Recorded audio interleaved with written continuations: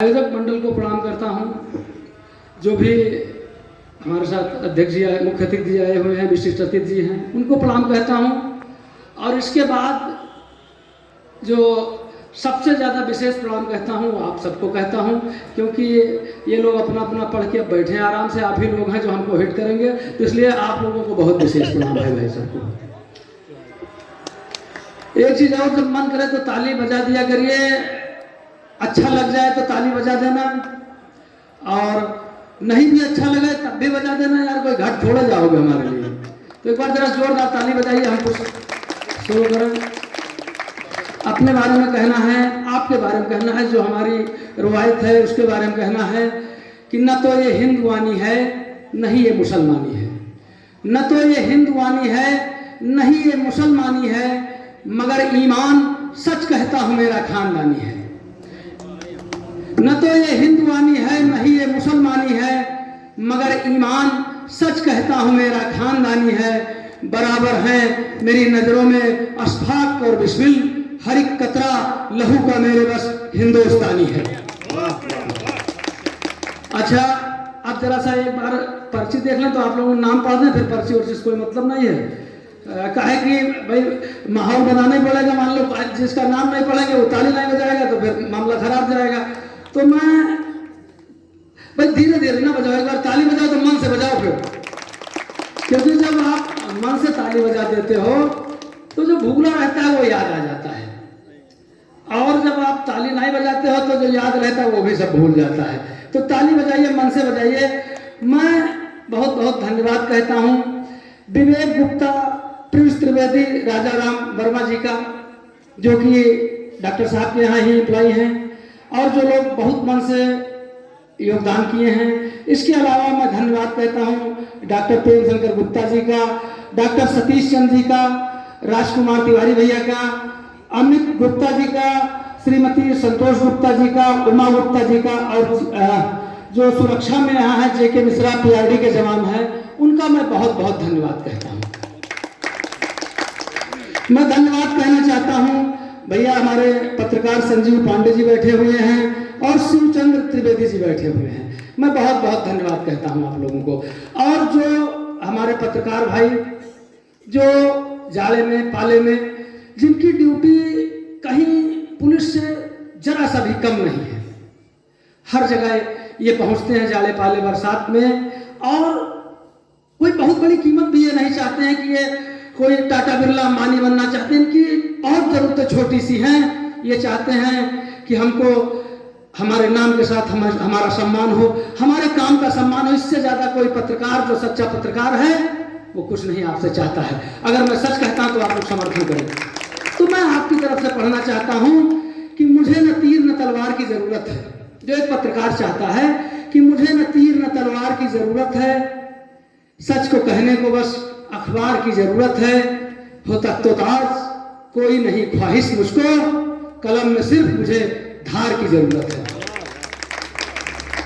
अब देखो भाई, जितना ज्यादा हमसे हो सकता रहा सबके कह दिए, अब ऐसे ज्यादा हम कोई कहने पर अब माहौल आप लोग समझ ले, बढ़िया ताली बजाओ, और जो हम जो रंग के आदमी हैं वही सुनो आप लोग।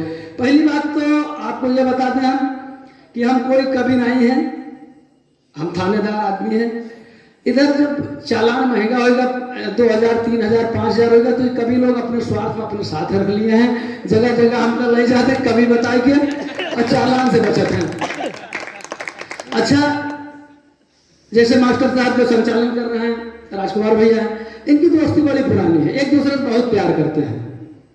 एक बार ये लोग जो है दुधवा टहलने गए, दोनों लोग साथ में, और धीरे धीरे दोनों लोग जा रहे हैं। पीछे से एक शेर बहुत तेज दहाड़ा तो राजकुमार जी जो है कुछ खामोश रहे।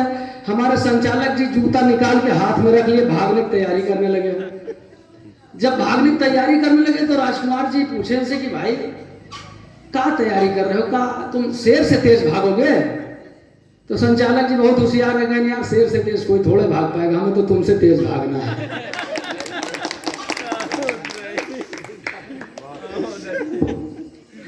चलिए, बड़ा अच्छा लगा। मालक बिना कुछ जमता नहीं है, क्योंकि जब तक माला में पहनाई जाए तब तक कोई भी कार्य संपन्न नहीं होते हैं। अगर भगवान राम सुग्रीव जी को माला न पहनाए होते तो बाल का वध न हो पाता।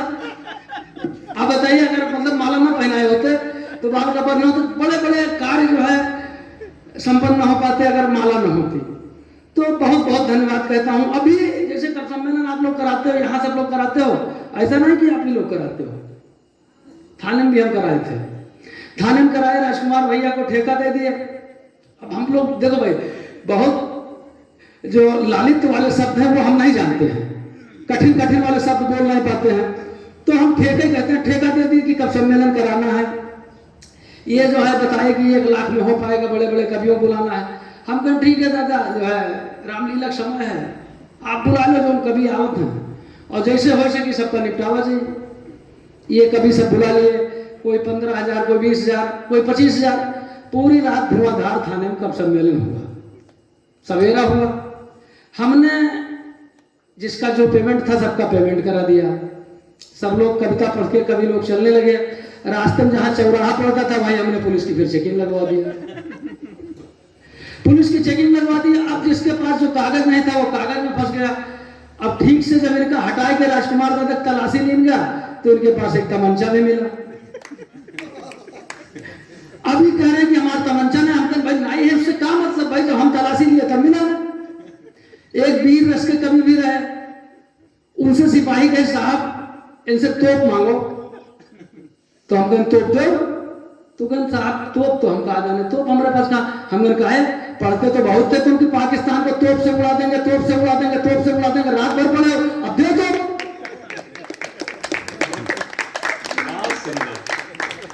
दे तो भाई, तुम रात भर तो तुम कह रहे थे, रात भर तो तोप चलाए तो फिर जैसा जो सिस्टम बना हमारा, इनका सब तय हो गया। जो ये लिए थे सब वापस कर दिए। तभी से हमारी इनकी दोस्ती है, जैसे हमारी इनकी मोहब्बत की दोस्ती है, ऐसे हम चाहते भगवान से सबकी दोस्ती बनी रहे। चलने लगे, राजकुमार दादा पूछने लगे कि भैया जो है कोतवाल साहब बाकी तो ठीक है, आप पैसा दिए ले लियो, सारा कुछ ठीक किया, लेकिन एक बात बताओ खाली कि अगर आपका पैसा वापस ही ले लेना था तो दिए काहे? हम कहें सुनो यार दादा, जो हम दिए थे वो हमारा फर्ज था, हाँ जो लिए ही हमारा धंधा है। तो चलिए शुरुआत करता हूँ कविता की कि 10वीं में 10वीं बार फेल होने पर, 10वीं में 10वीं बार फेल होने पर मेरे पिताजी ने कहा कि नालायक तुझे शर्म नहीं आई है? पड़ोस के शर्मा जी की लड़की को देख, पूरे शहर में फर्स्ट आई है। मैंने कहा बापू तुम्हारी बात मान मान के ही तो सारे खेल हुए हैं, शर्मा जी की लड़की को क्या देखूं? अरे उसी लड़की को देख देख के तो हम 10 साल से फेल हुए हैं। ये बात है। एक बार जरा पीछे आवाज जा रही है, पीछे आवाज जा रही है, हाँ तो ताली बजाओ यार, कोई नरेगा मजदूर थोड़ा ताली बजाया करो। सो रहे थे क्लास में, टीचर ने जगाया, क्यों आते हो स्कूल? उन्होंने पूछा तो मैंने बताया कि आप तो गुरुजी खाली खुरपेज के लिए जाने जाते हैं, आप तो गुरुजी खाली खुरपेज के लिए जाने जाते हैं, और हम तो स्कूल केवल विद्या के लिए आते हैं। टीचर ने कहा कि एग्जाम के बाद रिजल्ट पे रोते हो, विद्या चाहिए और क्लास में सोते हो। मैंने कहा गुरुजी तुम्हारी बुद्धि सठियाई है, ठीक से देखो आज विद्या स्कूल नहीं आई है। अभी जब हम यहाँ बैठे थे तो कोरोना बात दादा कर रहे थे, कोरोना आया, तो हमें बड़ा अंदर से महसूस हुआ कि हम भगवान से प्रार्थना करें कि भगवान हमारे देश से सारी बीमारी दूर कर दो, एक एक बीमारी, सर्दी खांसी से लेकर कोरोना, कैंसर, जो भी बीमारी हो सब दूर कर दो। और हम हाथ उठा के भगवान से प्रार्थना करने लगे, तब तक डॉक्टर साहब बगल में बैठे रहे, ऐसे धीरे से पूछे, कहने यार खवाए पियाए हैं उनके तो ध्यान रखो भैया, पेट पे काहे लात मार रहे हो? तो हम कहें ठीक है डॉक्टर साहब, मतलब फिर कोरोना तो निपटा दो। कहना हाँ कोरोना खत्म करा दो, लेकिन जो है बाकी छोटी मोटी बीमारी जो है अब सब खत्म करा दे तो हम लोग कहाँ जाएंगे भैया। चलिए आगे पढ़ता हूँ। अब कुछ एक जैसे रामलीला इस समय सीजन चल रहा है, थाने पर रामलीला अगर हो तो कैसे होगी। हमने थाने पर रामलीला कराई तो क्या परिणाम दुष्परिणाम हुए उसको जरा सुनिएगा। कि मैंने अपना पैर खुद कुल्हाड़ी पे चलाया था, मैंने अपना पैर खुद कुल्हाड़ी पर चलाया था। इस बार थाने पर मैंने रामलीला कराया था। कलाकारों के लिए मैंने भानुमति का कुंडा जोड़ा था, कहीं का ईंट कहीं का रोड़ा था। मेरी धर्मपत्नी जी कैकेयी और मैं राजा दशरथ बना था। एक तो राजा दूसरा कोतवाल, इसलिए बेवजह अकड़ा और तना था। रामलीला शुरू हो उससे पहले मेरी धर्मपत्नी जी अपना नाटक मचाने लगी। मेरी दो और पत्नी बनने आई, महिला कलाकारों को बेलन मार मार के भगाने लगी। बोली कि ऐसे सपने तुम्हें संजोने नहीं दूंगी, भले ही नाटक है मगर जीते जी किसी और की होने नहीं दूंगी। उन बेचारियों को बचाने में, उन बेचारियों को बचाने को हम भी अड़ गए। 10-20 बेलन तो हमको बेवजह पड़ गए।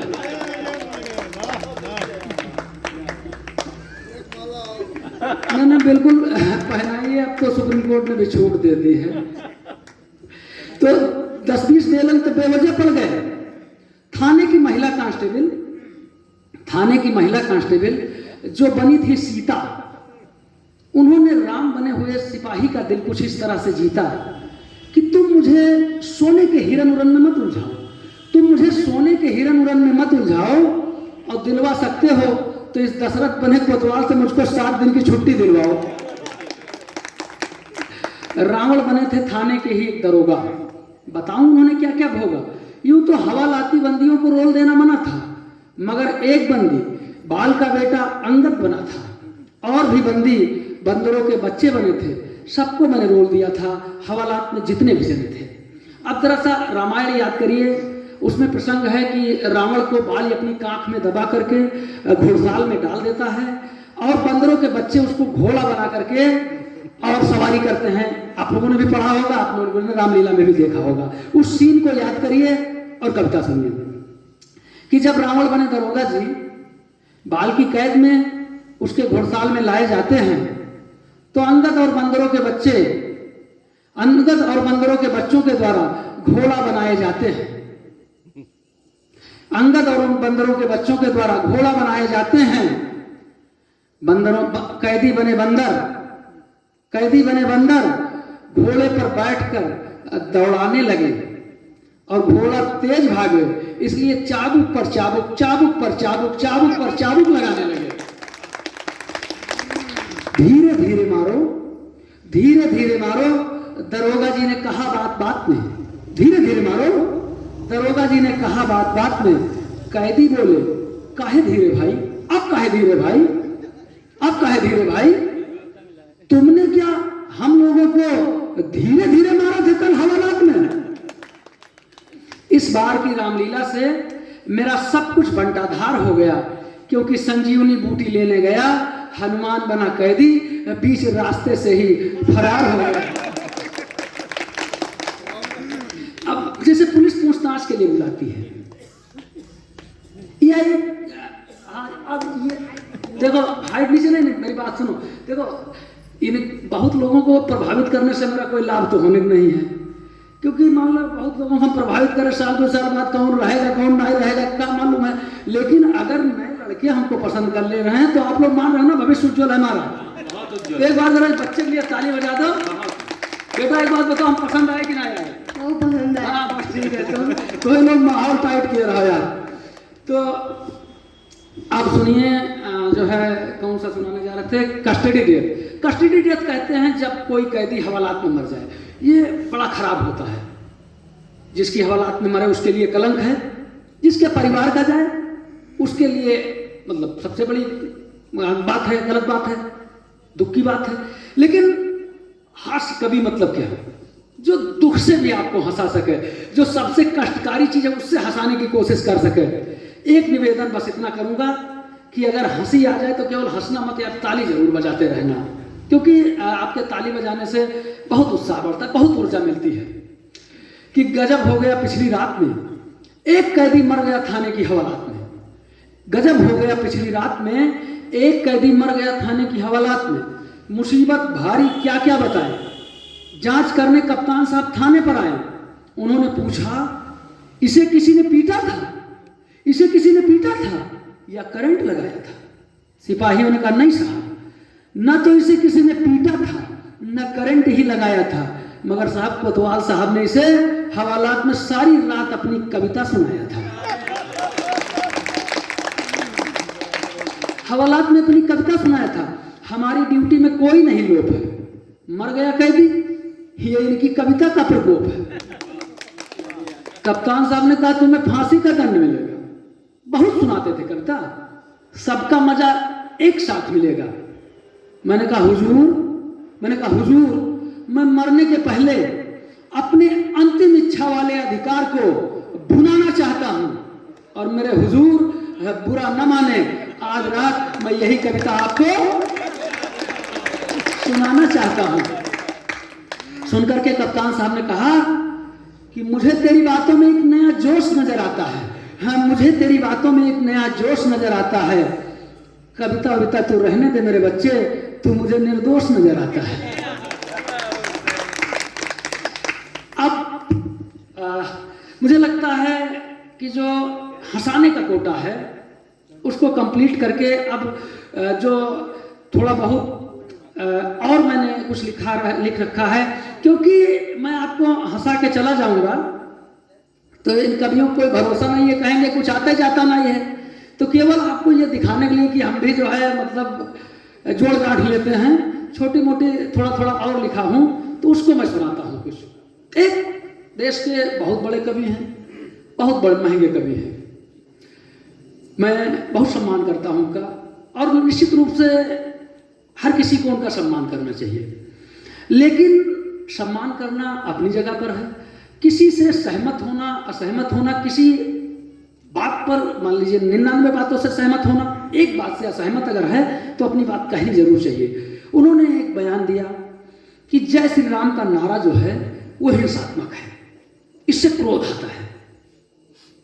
मैंने कहने की कोशिश की, मेरी इतनी हैसियत नहीं है कि मैं जय श्री राम के नारे को, इस पवित्र नारे को परिभाषित कर सकूं, लेकिन जो मैंने प्रयास किया है, अगर आपको लगे कि कहीं आपके मन को छू रहा है और मैंने सही कहने का प्रयास किया है, तो आपका समर्थन जितना हास्य में मिला उससे ज्यादा मिलना चाहिए।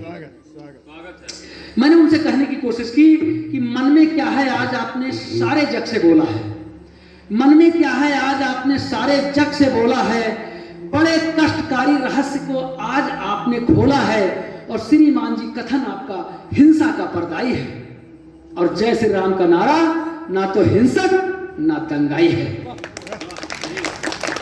क्या है जय श्री राम का नारा? कि पुरुषोचित वीरोचित है, भूषित है, ललित कलाम है। पुरुषोचित वीरोचित है, भूषित है, ललित कलाम है, त्याग तपस्या मर्यादा का द्योतक जय श्री राम है। जिसने भी राम का नाम लिया सब कष्ट मिटे, सब बैर गया, और था जहां राम का नाम लिखा वो पत्थर तक भी तैर गया। शरणागत की जो रक्षा को, शरणागत की जो रक्षा को जीवन का मर्म बताते हैं, चले सूल शरणागत पर तो खुद सीने पर खाते हैं।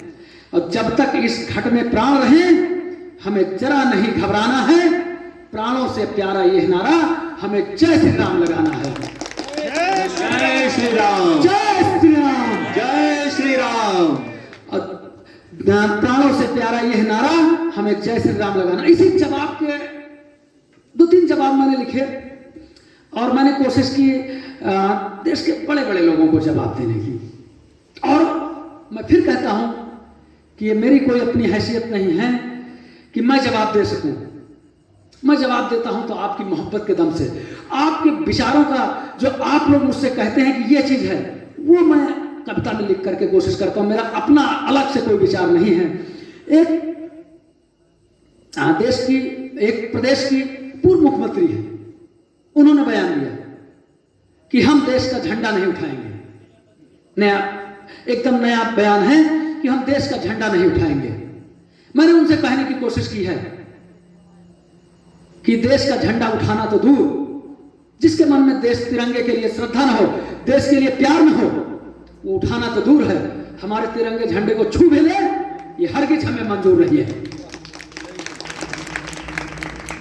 और मैंने कहा कि देश में अब नया कोई अजूबा नहीं चाहिए, देश में अब नया कोई अजूबा नहीं चाहिए, और पाले जो आतंकी वो मंसूबा नहीं चाहिए, और झंडा हमारा ले गले में पाक से ऐसी जहरीली महबूबा नहीं चाहिए। भारत माता की जय। भारत माता की जय। भारत माता की जय। देखो ये माला भैया पहनाया जरूर है, लेकिन हमारी बहन जी ने दिया है माला की, ये पहनाइए। तो जब जिसकी बहन यहाँ मौजूद हो उसका कहाँ मामला डाउन हो सकता है? तो एक बार हमारी बहन के लिए ताली बजा दीजिए। और आप लोगों ने इतना प्यार दिया, जी न्यूज़ वालों ने चलाया, तमाम जगह से जो है न्यूज़ चैनलों ने इसको चलाया, और बहुत बहुत फोन मेरे पास आए। तो मैं अपनी बात कहता हूँ, मेरे अंदर इतनी सामर्थ्य, मेरे अंदर अपनी योग्यता नहीं है। ये आपका प्रेम है, और ये प्रेम आपका जो है, फिर मैं कहता हूँ ये एक तरफा नहीं है, ये एक तरफा प्रेम नहीं है आपका। और आप प्रेम करते हैं, मैं फिर कहता हूँ जैसे आजीवन ऋणी रहूंगा, ये कुछ नहीं रहूंगा। क्यों ऋणी रहूंगा? आप मुझे प्रेम करते हैं, मैं आपको प्रेम करता हूँ, काहे ऋणी रहूंगा भाई? आप मुझे प्रेम करते हैं, मैं आपको प्रेम करता। मैं जब आपको मैं हिंदू मुसलमान नहीं देखता हूँ, मैं आपको महिला पुरुष नहीं देखता हूं, मैं आपका क्षेत्र नहीं देखता हूं, आपकी जात नहीं देखता हूं, तो निश्चल भाव से जब अगर मैं आपको प्रेम करता हूं तो आप मुझे प्रेम करते हैं, कोई एहसान नहीं करते हैं। एक और शायर है, वो जब पढ़ने जाते हैं तो उनकी ये कोशिश रहती है कि कितनी जल्दी दंगा भड़के। मैं आप सबकी तरफ से मैं नहीं कहता हूं, मैं किसी के अंदर भावना होगी, मेरे अंदर बिल्कुल नहीं है। मैं ये कहता हूं कि इस देश पर जो भी देशवासी है, जो भी देश प्रेमी है, वो हिंदू है, वो मुसलमान है, वो सिख है, वो ईसाई है, सबका बराबर हक है। सब लोग आज़ादी की लड़ाई में सबने समान रूप से हिस्सा लिया, सबका बराबर हक है। लेकिन अगर आप ये बात कहते हैं कि हम इस देश के सुल्तान रहे हैं और सुल्तान बनकर के इस देश पर राज करेंगे, वो कतई मंजूर नहीं है। हम इस बात के भी समर्थक नहीं हैं कि लोग कहें कि इस देश से मुसलमान को बाहर जाना चाहिए, इस देश से सिख को बाहर जाना चाहिए। मैं इस बात का भी समर्थक नहीं। उन्होंने जो देश हिंदू मुस्लिम की लड़ाने की बात करते हैं, जो माहौल खराब करने की बात करते हैं, वो ऐसे ऐसे सवाल पूछते हैं और ऐसे समय में पूछते हैं जिससे देश का नेतृत्व चिंता में पड़े, जिससे देश की एकता को खतरा पैदा हो, जिससे देश की सीमाओं पर लड़ रहे हमारे सैनिकों का मनोबल डाउन हो। वो अलग बात है कि उनका मनोबल डाउन नहीं होता है, लेकिन अपनी तरफ से वो प्रयास करने में कोई कमी नहीं छोड़ते हैं। तो उनसे मैंने पूछने की कोशिश की है। आप लोगों का वही प्यार, वही समर्थन मिले, ऐसी कामना है। मैंने उनसे कहा, और उनकी जैसी मानसिकता जिसकी भी है, सबसे कहा कि बताओ कौन तुम्हारा बाप, बताओ कौन तुम्हारा बाप, उगल रहे हो चह देश में आस्तीन के सांप, बताओ कौन तुम्हारा बाप, बताओ कौन तुम्हारा बाप। नाजायज औलाद चीन की या हो पाक की बोलो, राग गा रहे हो तुम जिसका, जाओ इसके होलो।